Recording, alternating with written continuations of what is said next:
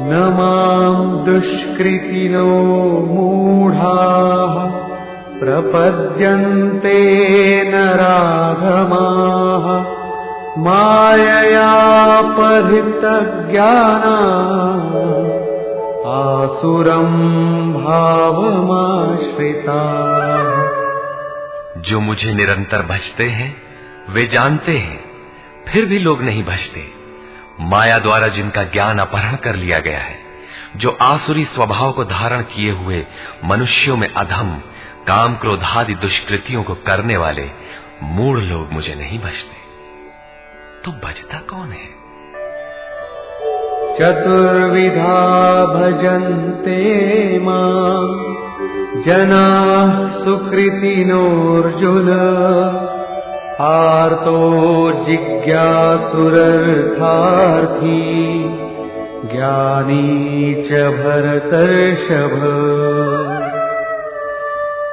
हे भरत श्रेष्ठ अर्जुन, सुकृतिनः उत्तम अर्थात नियत कर्म, अर्थात जिसके परिणाम में श्रेय की प्राप्ति हो उसको करने वाले, अर्थार्थी अर्थात सकाम, आर्तः अर्थात दुख से छूटने की इच्छा वाले, जिज्ञासु अर्थात प्रत्यक्ष रूप से जानने की इच्छा वाले, और ज्ञानी अर्थात जो प्रवेश की स्थिति में है। इन चारों प्रकार के भक्तजन मुझे भजते हैं।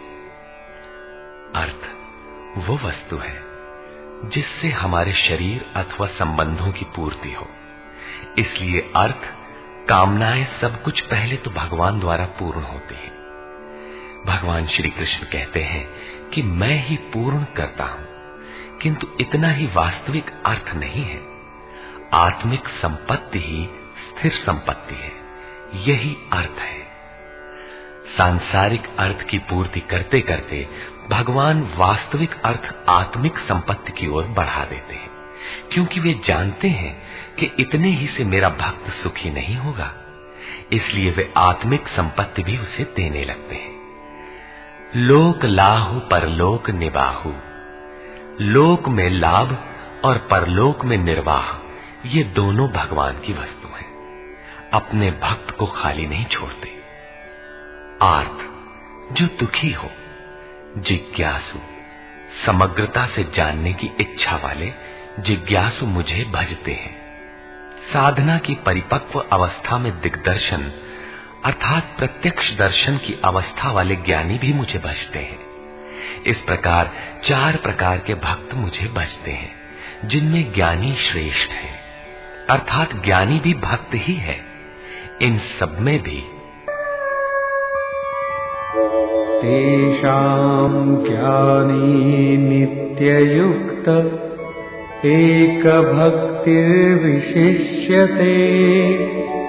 प्रियो हि ज्ञानिनोत्यर्थम्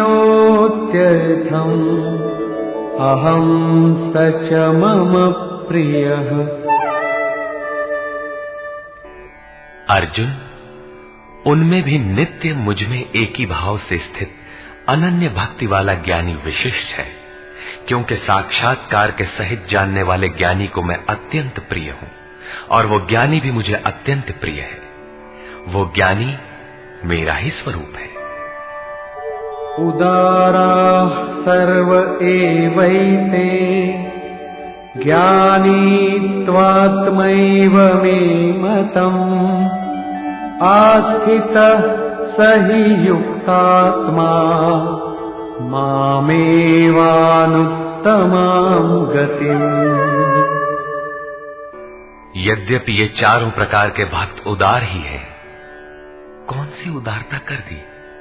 क्या आपकी भक्ति करने से भगवान को कुछ मिल जाता है? क्या भगवान में कोई कमी है जिसे आपने पूरा कर दिया? नहीं, वस्तुतः वही उदार है जो अपने आत्मा को अधोगति में न पहुंचाए, जो उसके उद्धार के लिए अग्रसर है। इस प्रकार ये सब उदार है। परंतु ज्ञानी तो साक्षात मेरा स्वरूप ही है, ऐसी मेरी मान्यता है, क्योंकि वो स्थिर बुद्धि ज्ञानी भक्त सर्वोत्तम गति स्वरूप मुझ में ही स्थित है। अर्थात वो मैं हूं, वो मुझ में है, मुझ में और उसमें कोई अंतर नहीं है। इसी पर पुनः बल देते हैं।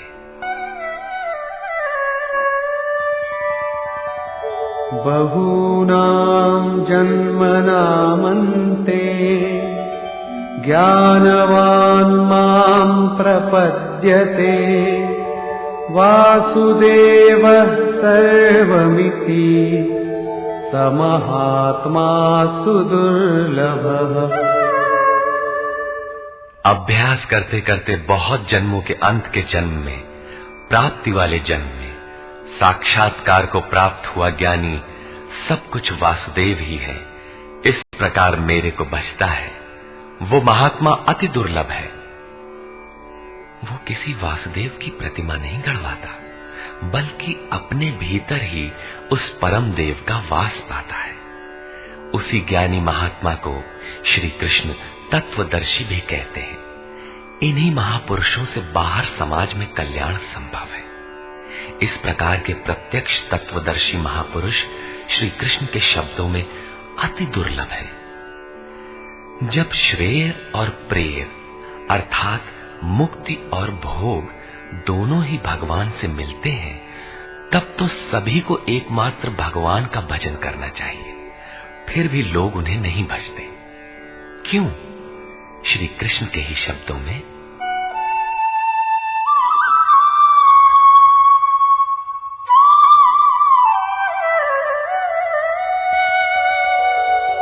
कामैस्तैस्तैर्हितज्ञानाः प्रपद्यन्तेऽन्यदेवताः तन्तन्नियममास्थाय प्रकृत्या नियताः स्वया।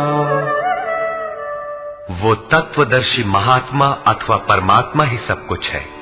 लोग ऐसा समझ नहीं पाते, क्योंकि भोगों की कामनाओं द्वारा लोगों का विवेक अपहरण कर लिया गया है।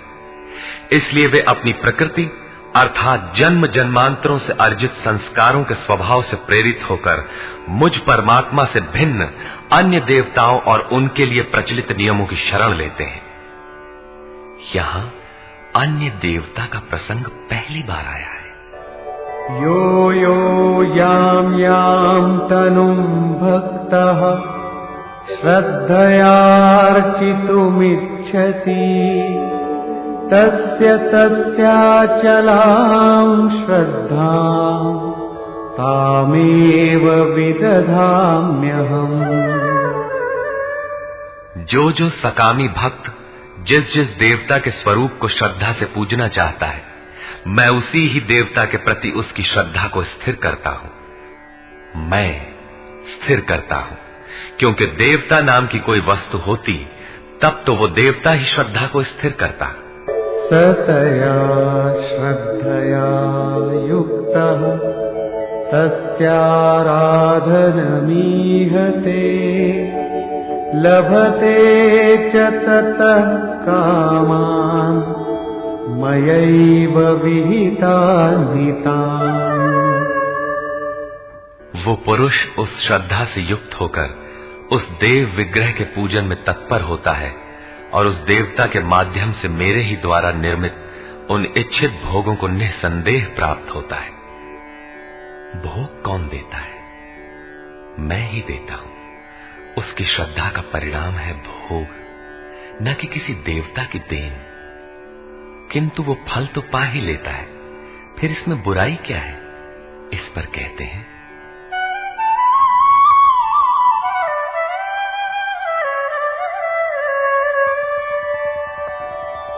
अन्तवत्तु फलं तेषां तद्भवत्यल्पमेधसां देवान् देवयजो यान्ति मद्भक्ता यान्ति मामपि। परंतु उन अल्प बुद्धि वालों का वो फल नाशवान है। आज फल है तो भोगते भोगते नष्ट हो जाएगा, इसलिए नाशवान है। देवताओं को पूजने वाले देवताओं को प्राप्त होते हैं, अर्थात देवता भी नाशवान है। देवताओं से लेकर यावन मात्र जगत परिवर्तनशील और मरणधर्मा है। मेरा भक्त मुझे ही प्राप्त होता है, जो अव्यक्त है, नैष्ठिकीम परम शांति पाता है। देवता हृदय के अंतराल में परम देव परमात्मा के देवत्व को अर्जित कराने वाले सद्गुणों का नाम है। थी तो ये अंदर की वस्तु, किंतु कालांतर में लोगों ने भीतर की वस्तु को बाहर देखना प्रारंभ कर दिया। मूर्तियां गढ़ ली, कर्मकांड रच डाले और वास्तविकता से दूर खड़े हो गए। श्री कृष्ण ने इस भ्रांति का निराकरण उपर्युक्त 4 श्लोकों में किया। गीता में पहली बार अन्य देवताओं का नाम लेते हुए उन्होंने कहा कि देवता होते ही नहीं, लोगों की श्रद्धा जहां झुकती है वहां मैं ही खड़ा होकर उनकी श्रद्धा को पुष्ट करता हूं और मैं ही वहां फल भी देता हूं। वो फल भी नश्वर है, फल नष्ट हो जाते हैं, देवता नष्ट हो जाते हैं और देवताओं को पूजने वाला भी नष्ट हो जाता है। जिनका विवेक नष्ट हो गया है वे मूढ़ बुद्धि ही अन्य देवताओं को पूजते हैं। श्री कृष्ण तो यहां तक कहते हैं कि अन्य देवताओं को पूजने का विधान ही अयुक्ति संगत है।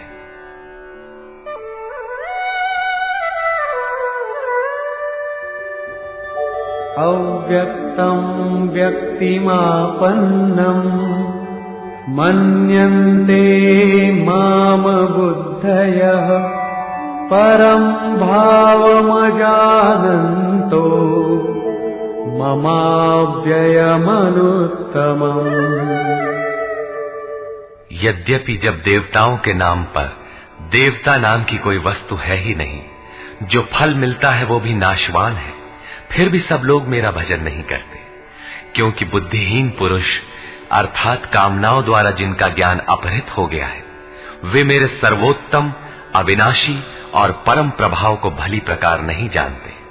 इसलिए वे मुझ अव्यक्त पुरुष को व्यक्ति भाव को प्राप्त हुआ मानते हैं, मनुष्य मानते हैं। अर्थात श्री कृष्ण भी मनुष्य शरीरधारी योगी थे, योगेश्वर थे। जो स्वयं योगी हो और दूसरों को भी योग प्रदान करने की जिनमें क्षमता हो उन्हें योगेश्वर कहते हैं। साधना के सही दौर में पड़कर क्रमशः उत्थान होते होते महापुरुष भी उसी परम भाव में स्थित हो जाते हैं।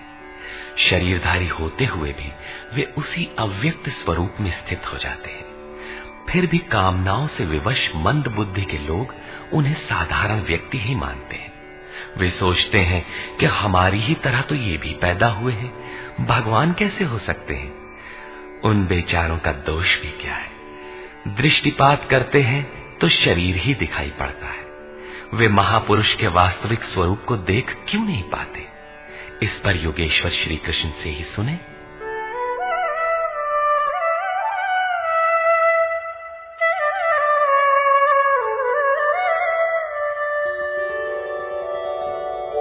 नाहं प्रकाशः सर्वस्य योगमाया समावृतः मूढोऽयं नाभिजानाति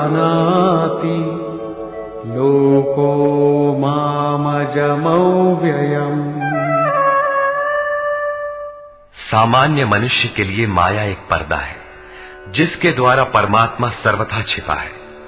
योग साधना समझकर वो इसमें प्रवृत्त होता है। इसके पश्चात योग माया अर्थात योग क्रिया भी एक आवरण ही है। योग का अनुष्ठान करते करते उसकी पराकाष्ठा योगारूढ़ता आ जाने पर वो छिपा हुआ परमात्मा विदित होता है। योगेश्वर कहते हैं कि मैं अपनी योग माया से ढका हुआ हूं। केवल योग की परिपक्व अवस्था वाले ही मुझे यथार्थ देख सकते हैं। मैं सबके लिए प्रत्यक्ष नहीं हूं। इसलिए ये अज्ञानी मनुष्य मुझ जन्म रहित अर्थात जिसे अब जन्म नहीं लेना है, अविनाशी अर्थात जिसका नाश नहीं होना है, अव्यक्त स्वरूप अर्थात जिसे पुनः व्यक्त नहीं होना है, को नहीं जानता। अर्जुन भी श्री कृष्ण को अपनी ही तरह मनुष्य मानता था। आगे उन्होंने दृष्टि दिया तो अर्जुन गिड़गिड़ाने लगा, प्रार्थना करने लगा। वस्तुतः अव्यक्त स्थित महापुरुष को पहचानने में हम लोग प्रायः अंधे ही हैं। आगे कहते हैं,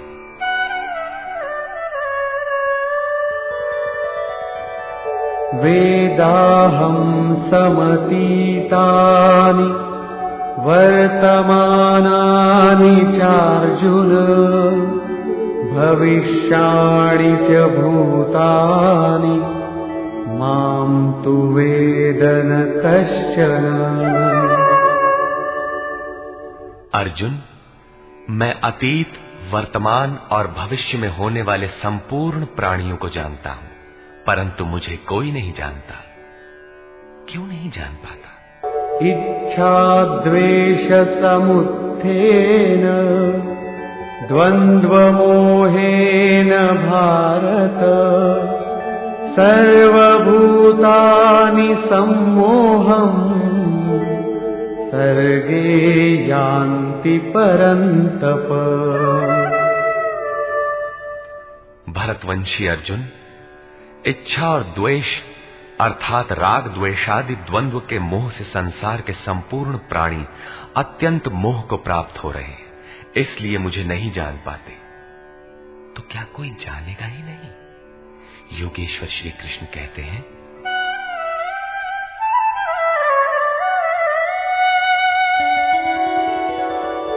येषां त्वन्तगतं पापम् जनानां पुण्यकर्मणां ते द्वन्द्वमोहनिर्मुक्ता भजन्ते मां दृढ़व्रताः। परंतु पुण्य कर्म अर्थात जो संस्कृति का अंत करने वाला है, जिसका नाम कार्यम कर्म, नियत कर्म, यज्ञ की प्रक्रिया कहकर बारंबार समझाया है, उस कर्म को करने वाले जिन भक्तों का पाप नष्ट हो गया है, वे राग द्वेषादि द्वंद्व के मोह से भली प्रकार मुक्त होकर व्रत में दृढ़ रहकर मुझे भजते हैं। किस लिए भजते हैं? जरा मरण मोक्षाय मामाश्रित्य यतन्ति ये ते ब्रह्म तद्विदु कृत्स्नम् अध्यात्मं कर्म चाखिलम्। जो मेरी शरण होकर जरा और मरण से मुक्ति पाने के लिए प्रयत्न करते हैं, वे पुरुष उस ब्रह्म को, संपूर्ण अध्यात्म को और संपूर्ण कर्म को जानते हैं, और इसी क्रम में साधिभूताधिदैवं मां साधियज्ञं च ये विदुः प्रयाणकालेऽपि च मां ते विदुर्युक्तचेतसः। जो पुरुष अधिभूत, अधिदैव तथा अधियज्ञ के सहित मुझे जानते हैं, मुझ में समाहित चित्त वाले वे पुरुष अंतकाल में भी मुझको ही जानते हैं, मुझ में ही स्थित रहते हैं और सदैव मुझे प्राप्त रहते हैं। 26वें 27वें श्लोक में उन्होंने कहा कि मुझे कोई नहीं जानता, क्योंकि वे मोहग्रस्त हैं, किंतु जो उस मोह से छूटने के लिए प्रयत्नशील हैं, वे संपूर्ण ब्रह्म, संपूर्ण अध्यात्म, संपूर्ण कर्म, संपूर्ण अधिभूत, संपूर्ण अधिदैव और संपूर्ण अधियज्ञ सहित मुझको जानते हैं, अर्थात इन सब का परिणाम मैं अर्थात सद्गुरु हूं। वही मुझे जानता है, ऐसा नहीं कि कोई नहीं जानता। निष्कर्ष, इस 7वें अध्याय में योगेश्वर श्री कृष्ण ने बताया कि अनन्य भाव से मुझ में समर्पित होकर, मेरे आश्रित होकर जो योग में लगता है, वो समग्र रूप से मुझे जानता है। मुझे जानने के लिए हजारों में कोई विरला ही प्रयत्न करता है, और प्रयत्न करने वालों में विरला ही कोई जानता है। वो मुझे पिंड रूप में एक देशीय नहीं वरन सर्वत्र व्याप्त देखता है।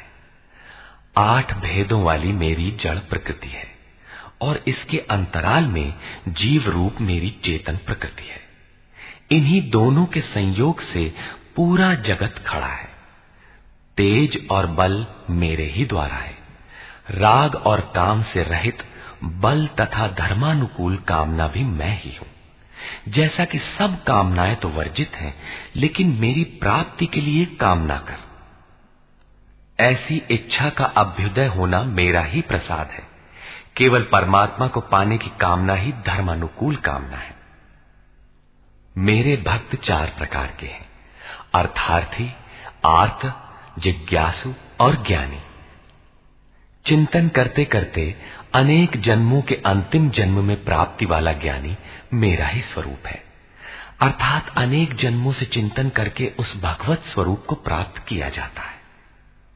राग द्वेष के मोह से आक्रांत मनुष्य मुझे कदापि नहीं जान सकते, किंतु राग द्वेष के मोह से रहित होकर जो नियत कर्म, जिसे संक्षेप में आराधना कह सकते हैं, उसका चिंतन करते हुए जरा मरण से छूटने के लिए प्रयत्नशील हैं, वे पुरुष संपूर्ण रूप से मुझे जान लेते हैं। वे संपूर्ण ब्रह्म को, संपूर्ण अध्यात्म को, संपूर्ण अधिदैव को, संपूर्ण कर्म को और संपूर्ण यज्ञ के सहित मुझे जानते हैं। वे मुझ में प्रवेश करते हैं और अंत काल में भी मुझको ही जानते हैं, अर्थात फिर कभी वे विस्मृत नहीं होते। इस अध्याय में परमात्मा की समग्र जानकारी का विवेचन है। अतः ओम तत्सदिति श्रीमद्भगवद्गीतासूपनिषत्सु ब्रह्म विद्यायाम योग शास्त्रे श्री कृष्णार्जुन संवादे समग्र बोधः नाम सप्तमोऽध्यायः। इस प्रकार स्वामी अड़गड़ानंद कृत श्रीमद् भगवद गीता के भाष्य यथार्थ गीता का 7वां अध्याय पूर्ण होता है। हरि ओम।